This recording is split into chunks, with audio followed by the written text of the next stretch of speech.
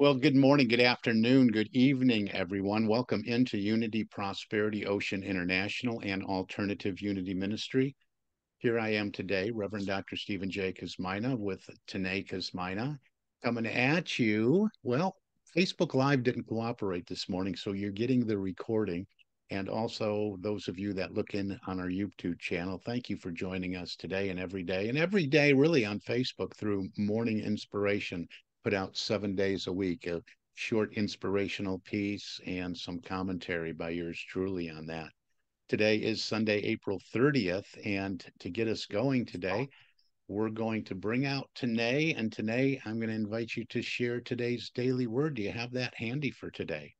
I sure do. And yes, today is the last day of April, April 30th. Wow, where did April go? Okay, today's word is simplicity. Simplicity. I pause to appreciate life's simplest blessings. Today, I give thanks for the simplest blessings, the small things that bring a smile to my lips and a warm feeling to my heart. A hug from a friend, a cuddle from a grandchild, or stroking the soft fur of a beloved pet fills my awareness with love. The sudden lift I get seeing a favorite person's handwriting in the mail, or the thrill of spotting a rainbow after a cleansing rain shower, spark lasting happiness in my heart. These things and more remind me that true contentment is found in life's smallest moments, the everyday treasures that comprise daily life and draw me closer to God. I focus on these simple blessings and grow in gratitude for my life's many gifts. And from Psalm chapter 144, verse 15, it reads, "Happy are the people to whom such blessings fall. Happy are the people whose God is the Lord." May the Lord add a blessing to the reading and the hearing of this word for the edification of their soul and the elevation of their mind. Amen. All right. Amen. Thank you so much for sharing that. I love that today. Today, we're going to continue on this path that we started. I really like this message today. And it's about just saying yes. You know, the last couple of weeks I split up the last talk over a couple Sundays, and this talk and next week, you know, we're going to continue on looking at that statement made by Jesus that we hear in John chapter 10, verse 10. I want to make sure my microphone's on here. Yeah, I'm good. So in John chapter 10, verse 10, we heard the words, "I have come so that you might have life and have it more abundantly." So then we went around a little bit and we got some comments, and we got some comments from those of you looking in on Zoom. And we asked, hey, what does it mean to live the abundant life? And we had some answers, and some of you spoke out. Hey, maybe it's time and money freedom, loving relationships, health and well-being, health and physical fitness. And those are some of the things that came to mind for all of us as we looked at, well, what is this abundant life? And we looked at things like some of the intangible things like clarity and understanding and that easy access to divine wisdom, right? That's all about living the abundant life. The abundant life is the life in which we allow God to express itself, all that God is, through us. And I think Ernest Holmes was influenced by this idea. He said, God is more fully expressed by the person who lives largely than by the person who lives meagerly. Let me say that again. God is more fully expressed by the person who lives largely than by the person who lives meagerly. I think another way we could say that, you know, Are you living from your God essence, living large from that God essence? We're not talking from puffed up ego. We're talking about living large from our essence rather than playing small. So that's our exploration that we've been doing over the last couple Sundays and today and next Sunday. And we're going to look at it from the perspective today of saying yes to life. Saying yes. At the end of their first date, a young couple arrives at their home, and the young man is bringing the young lady home from their first date, all filled with excitement. Now, with some bravery and some courage, he decides to try for that very important first kiss, thinking about it all night. So he leans in, places his hand on the door jamb, leans in a little bit closer and whispers, I really had a good time tonight. May I kiss you goodnight? Horrified, she replies, are you mad? My parents will see us. Oh, come on, who's going to see us at this hour? He says. No, no, please. Can you imagine if we get caught? Oh, come on. There's nobody around. They're all sleeping. No way, she says. It's just too risky. Oh, please, please, he's begging. I really had a great time and I like you a lot. She says, I like you too, but I just can't. Oh, yes, you can. Please, please, please just say yes. Well, at that moment, the porch light goes on, the front door flies open, and the girl's younger sister, standing there in her pajamas, hair a mess, in a sleepy voice says, Dad says to go ahead and just say yes and kiss him. Or I can kiss him. Or if need be, Dad will come down himself and kiss him. But for crying out loud, somebody kiss him so he'll take his hand off the doorbell and the intercom. So just say yes to life. That's what we're talking about here. So yeah, I think you like that one. So what does that really mean? Yeah, thank you for that thumbs up there today. So what does that really mean anyway? Saying yes to life. What does it mean in a practical sense to say yes to life? It's been said that there are really only two emotions or two emotional forces that drive us, that propel us, that motivate us, that move us. And those are love and fear. When we are being driven, propelled, motivated, moved by fear, we are in essence saying no to life. Again, the words of Ernest Holmes, he said, fear destroys the possibility of a greater degree of livingness to those who suffer from it. But when we are driven, propelled, motivated, moved by love, we are saying yes to life. Again, Dr. Holmes says, love is the grandest healing and drawing power on earth. Love is the sole impulse for creation. He continues, love is a cosmic force whose sweep is irresistible. Now, I acknowledge that we live in challenging times. The world around us can seem pretty scary, pretty off course. There seems to be a lot of fear out there, a lot. And it may seem trivial or unrealistic to be talking about living the abundant life, saying yes to life, living in love when people are blowing each other up. We're still doing social distancing to a certain extent. There's all the shootings going around and people looking the other way and avoiding contact, and it just on it goes. It's a domino effect. But I was drawn to, in preparation for this, the words from Dr. Wayne Dyer, one of one of my favorites from, oh, not quite 10 years ago, but he had an interview in Science of Mind magazine, and this makes so much sense to me. He says, how strange it is that people want to blow themselves up to make a point or blow up other people. I always say to myself, it's not about me.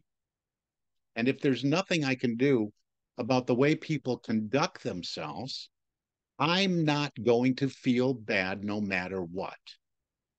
I know I can't feel bad enough to make anyone who is feeling bad feel good. It's brilliant. Just like I can't get sick enough to make one person who is ill get well.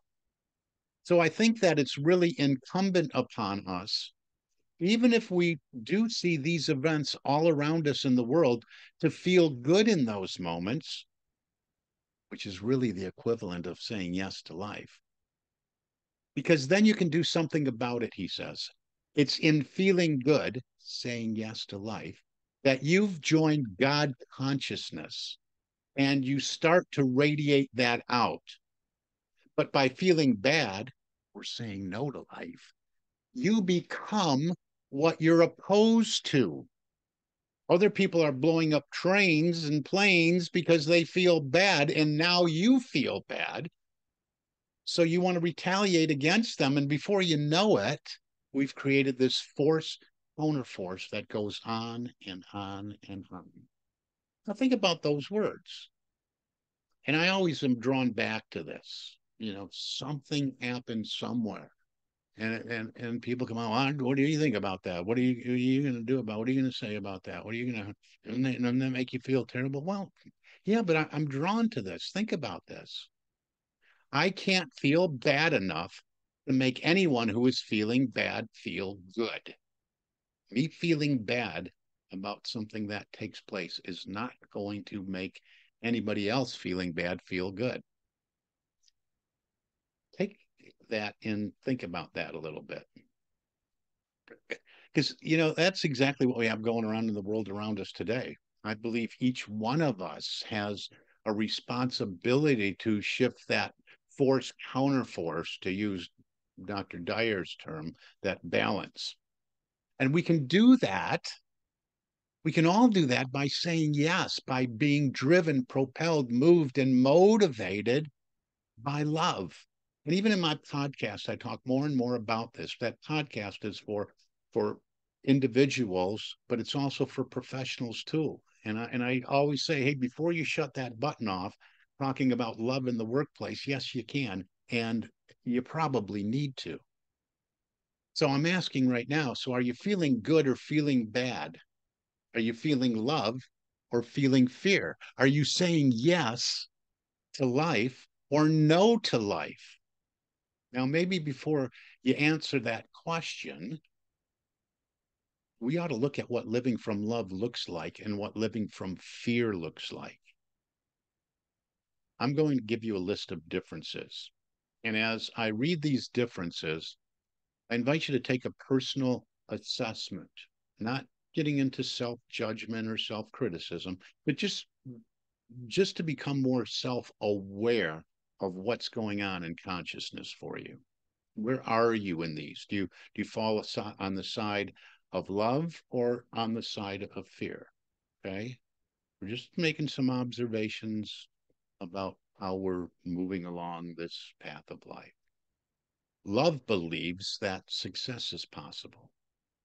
Fear needs proof that failure can be avoided. Love reaches forward. Fear holds on to the past. Love relishes in even the smallest victory. Find a penny, pick it up, celebrate that. Fear judges even the smallest failure. Love looks for the best. Fear assumes the worst. Love values the return on an investment. Fear counts the cost of everything. Love embraces the potential. Fear clings to what's realistic. Love explores the path ahead. Fear analyzes the road just taken. Love celebrates diversity. Fear condemns that which is different or unfamiliar. Sad. Love rejoices in another's success. Fear is envious of it. Love pilots while being guided by the stars. Fear steers while looking in the rearview mirror. So I ask you again, not so you can get into self-judgment, but for self-assessment, and to perhaps this morning create a shift, a balance shift and change. Just asking, are you living from love or from fear? Are you saying yes or no to life? Whether we are saying yes or no to life is dependent upon our personal belief system, our internal programming. And many of you listening into this know that Tanae and I talk about this all the time. Personal belief systems in us are like software programs in our computers. When you use a particular software program, say Excel or a spreadsheet program, you don't expect it to operate like, say, Photoshop, a graphics program. They do different things. If you want to create graphics, you'll use a graphics program and not your spreadsheet program. If you want to do bookkeeping, balance sheets and profit and loss statements, you'll use Excel, QuickBooks, or your spreadsheet program, right? Well, the same applies to you and your internal programming.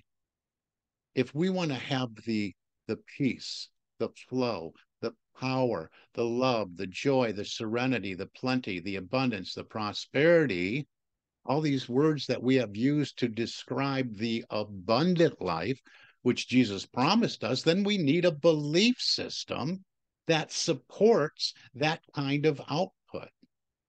We need a love-based belief system because our input determines our output. So here's another opportunity for self-assessment, not self-judgment. The person who is living from a fear-based belief system believes that the world is unsafe, people and events can take away my good, my security and safety are in someone else's hands, I can't trust life, I can't trust others, I can't trust myself. If someone disagrees with me, it means I could lose something. I'm not good enough, worthy enough, on and on that one goes.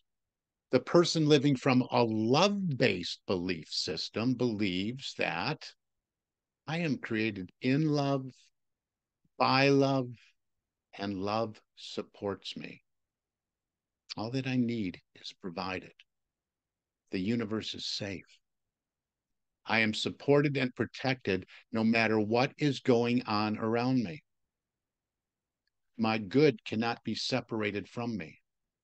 I trust the goodness of life. I am secure. I am here for a reason. I deserve an abundant life.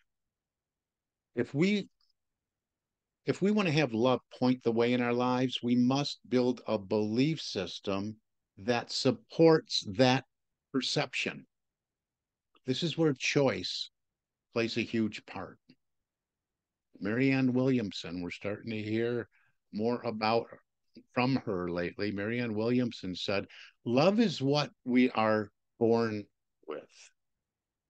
Fear is what we learn here. The spiritual journey is the relinquishment or unlearning of fear and the acceptance of love back into our hearts. That's our spiritual journey, returning to a love-based belief system. The good news is it can be done. The person who lives in love, who says yes to life, is the person who has immersed herself or himself in activities that will support a love based belief system. So look at your activities. Are the activities that you engaged in, are the activities that you engage in, are they love based or fear based? How are you being influenced? Who or what is having the most influence on you? The TV, the negative radio station, your negative friends, the news and race consciousness? Probably. And most likely you're learning or leaning, I should say, leaning into fear based living. And sometimes we do this unconsciously. But it's time to be in this world, but not of this world. When you are living in love, who or what is impacting your belief system most of the time? You have to look at that. What is it that's impacting me? What is influencing me? You open that door to love-based living when your more frequent activities are things like meditation and spiritual experiences, getting out in nature, dipping your toes in the sand, taking in the majesty and awe of creation. Even spiritual group activities or fellowship when we get together, or classes, reading positive books and material, time spent in reflection on inspirational pieces, or listening to positive material, inspiring material, listening to uplifting, soul cleansing, beautiful music. I remember a long time ago, 20, 30 years ago, somebody says, like, classical music does for the soul what a bath does for our body. Try taking a bath in some classical music. And I mean, just turning it on and letting your soul bathe in it. Anything, personal development, time spent in doing affirmations, writing out your own affirmations of our greater good, affirming that greater good, affirming God in us as our essence. Time spent in envisioning and visualizing our dreams, your dreams, time spent practicing mindfulness, being fully present in the moment, time spent in affirmative prayer, watching models of forgiveness and loving acceptance all around you, noticing those things instead of letting yourself be drawn to that which is negative. You know, we, meaning Tanae and I, and so many other teachers, coaches, consultants, we believe, teach, and train that we learn through impact and repetition. Either something impacts us so seriously that we get it, got that message loud and clear, or we hear it over and over and over again, then we get it. Then it is installed as a piece of our programming. We teach that every day, that there are only two ways to change our paradigms, our programming, that emotional impact and time-based repetition of what we want to experience in our life. That's it. Now, I suggest you go for the repetition. That's within our power of choice. Sometimes those emotional, impactful moments can be pretty painful. And the results not always on the positive side, you know, the desirable side of the coin. Besides, it's not something you can deliberately, consciously, and intentionally plan. Repetition. If you want to let love point the way, then choose over and over again to build a belief system that supports you. Listen to positive personal and spiritual development recordings and programs over and over and over again. Write out the key points that really speak to you, that move you energetically, that you can feel. Affirm daily, visualize daily, pray daily, write it out daily, write your affirmations out daily. So fill your life with love and acceptance that your world cannot help but point the way to greater love and acceptance. Choose life. Choose to live it abundantly. Choose to be the love you are in all your brilliance, and choose never to believe again anything that would deny who you are. Every one of you. You are magnificent. You are infinitely spectacular, purely and completely, fully and completely deserving of the abundant life contained within Jesus' promise. You. Yes, you. I want to wrap this up today, this morning, by sharing with you a poem. I may have shared this a while ago, about a woman who was saying no to life, very down, and a little boy who, from a place of pure love, taught her to say yes. It's entitled The Flower. I do not know who the author is. It's entitled The Flower. Disillusioned by life, with good reason to frown, for the world was intent on dragging me down. And if that weren't enough to ruin my day, a young boy, out of breath, approached me, all tired from play. He stood right before me, with his head tilted down, and said with great excitement, "Look what I found." In his hand was a flower. What a pitiful sight! With its petals all worn, not enough rain, or too little light. Wanting him to take his dead flower and go off to play, I faked a small smile and then shifted away. But instead of retreating, he sat next to my side and placed the flower to his nose and declared with surprise, "It sure smells pretty, and it's beautiful too. That's why I picked it. Here, it's for you."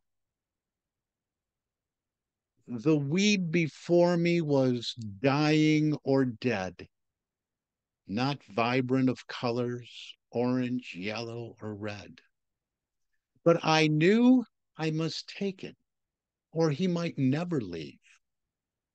So I reached for the flower and replied, "Just what I need." But instead of him placing the flower in my hand, he held it midair without reason or plan. It was then that I noticed, for the very first time, that weed-toting boy could not see. He was blind. I heard my voice quiver. Tears shone like the sun as I thanked him for picking the very best one. "You're welcome," he smiled, and then ran off to play, unaware of the impact he had on my day. I sat there and wondered how he managed to see a fearful, sad woman beneath that old tree. How did he know of my self-indulged plight? Perhaps from his heart, he'd been blessed with true sight. Through the eyes of a blind child, at last I could see the problem was not with the world. The problem was me.